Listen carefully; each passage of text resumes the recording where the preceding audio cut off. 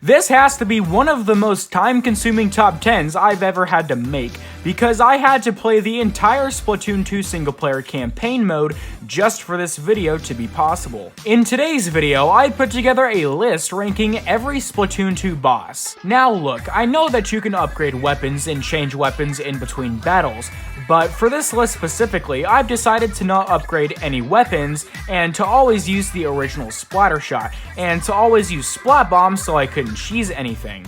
And with that said, I hope you guys enjoy the video. Number 5, Fear the Octo Samurai. Now look, a lot of you may disagree with me on this one, but after playing this boss over and over again, it's really not that insane.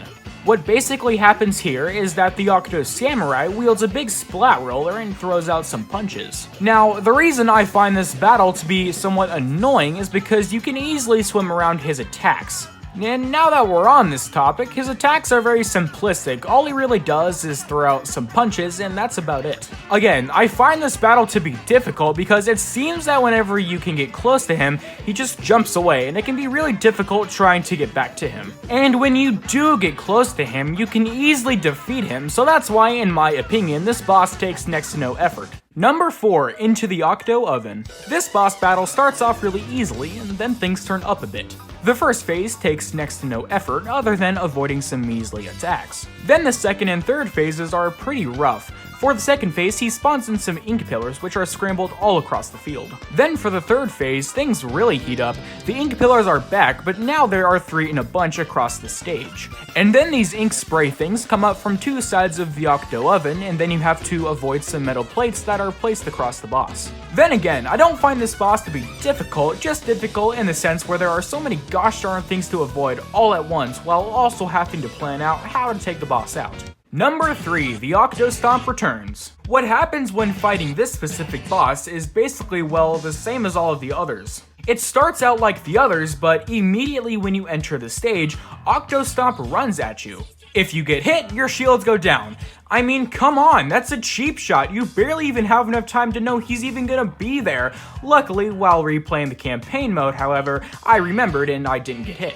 But for most of you that don't play Splatoon 2 that often, might not be so lucky. Now, for the main boss fight, well, it's basically the same as all of the rest. There are 3 phases to the main battle. The first phase, as all of the others, takes very little or next to no effort. When he runs at you, he'll fall over and you can climb up him and easily take out the first phase. When the second phase starts to gear up, Octo Stomp will have a tinfoil type padding that's surrounding him. He also has this homing sniper device where he basically rapid fire shoots towards you, forcing you to have to get closer to him.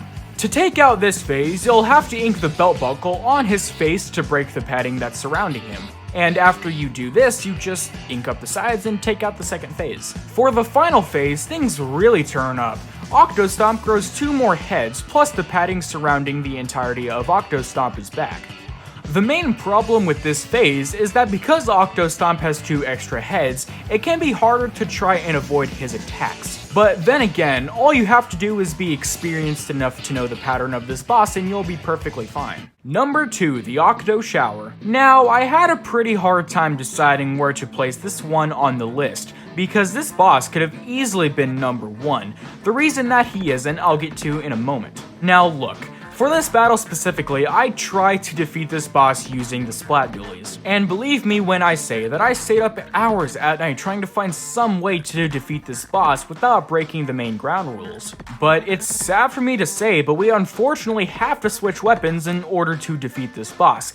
But we are still restricted to only using splat bombs, so I found this tactic to be more than fair. And with that out of the way, the main boss battle is pretty rough, as you know from that last clip. This boss battle definitely is not as hard as number 1, but it is definitely a challenge. But then again, the first phase isn't a problem if you know what you're doing. The second phase is where things start to get challenging. What happens here is that Octo Shower has even more flying fish in order to keep him airborne. Octo Shower also wields a machine gun that immediately starts to fire at you. Now, I found it surprising that the rapid fire machine gun is actually hard to avoid, and of course if you get hit a certain amount of times, then you're your shields go down. And obviously, when your shields go down, your move speed gets a lot slower, making it hard for you to avoid the sniper that Octo Shower wields. And for the final phase, when you immediately enter this stage, Octo Shower unleashes a giant special move, similar to the special move in Turf War matches and the Inkling's Final Smash in Super Smash Bros. Ultimate. Anyway, this move is, as the rapid fire cannon bee, is somewhat hard to avoid, and if you get hit more than once, then your shields start to go down. Honestly, this boss would have easily been number 1, but if you know how to take this boss out, it can be pretty easy. But I think you all know what number 1 is, so let's go. And number 1 is DJ Octavio Returns. Now, obviously, to no one's surprise, this is the hardest boss battle in Splatoon 2. As like all of the other bosses, there are 3 phases. The main objective for this boss battle is to knock off the shades that Callie is wearing, because DJ Octavio has taken Callie under his control and the shades are the only source of it all. For the first phase, Callie starts singing the tune Bomb Rush Blush, and as it states in the title, you have to avoid some big splat bombs, which have a ridiculous hitbox. And with that out of the way, after that Octavio throws out some punches, which you have to deflect back at him. For the second phase, it's the same fight, but DJ Octavio now rises up a little higher and throws out the same punches. I know, big evolution here. But now, he throws these octo muffin thingies that if given enough time explode on contact, and then some ink pillars rise up from the ground where they were thrown. You can take these out before they explode, but Octavio throws out a lot at a time, making it somewhat harder to take out at least 4 before they start exploding. And then DJ Octavio throws out some ink bombs, which are easy to avoid if you know what you're doing. For the third phase, it's just a simple repeat from the first and the second phases. But now Octavio throws out some giant ink bombs, giant splat bombs, ink rain, and more.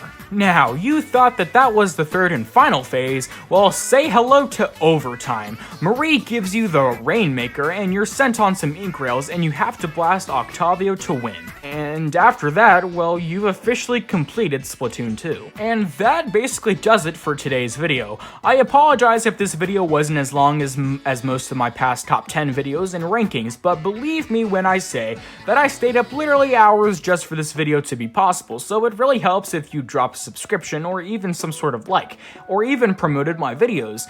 Thank you all for watching, and I hope you have a great day.